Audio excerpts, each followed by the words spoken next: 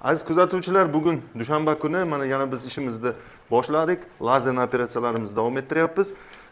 Bemor 31 yoshli bemorimizda surunkali oqma yara kasalligi bor, pararektal sohada switch degan kasallik. O'shani hozir lazer operatsiyasini boshlayapmiz. Ham bemorimiz to'liq og'riqsizlantirildi. Hech qanaqa og'riqsiz, tig'siz switchni bartaraf qilamiz lazer bilan. Bizni kuzatishda davom eting. Aziz kuzatuvchilar, mana oqma yarani switchni biz lazer bilan to'liq bartaraf etdik. Destruksiya qildik, kanalni ichini ablyasiya qildik. Ichki o'sha gemoroy tugunlarini hammasini vaporizatsiya qilib, kuydirib yo'qotdik. Hozir mana bemorimizdan so'raymiz, qanday his qildingiz o'zingizni? Yaxshi ekanmi? Operatsiya paytida og'riq sezmadingizmi? Ha. Lazerni operatsiyani tavsiya qilasizmi? Aziz kuzatuvchilar, mana 31 yoshli patsientimizni oqma yara bo'yicha lazer operatsiyasini tugatdik.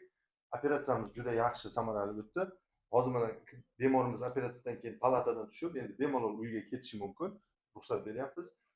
O'zingizni qanday his qilyapsiz? Yaxshi ancha. Yaxshimi? Operatsiya Yaxshi o'tdi bo'laman narsa. Boshqalarga tavsiya qilarmidingiz? Tavsiya qilamiz.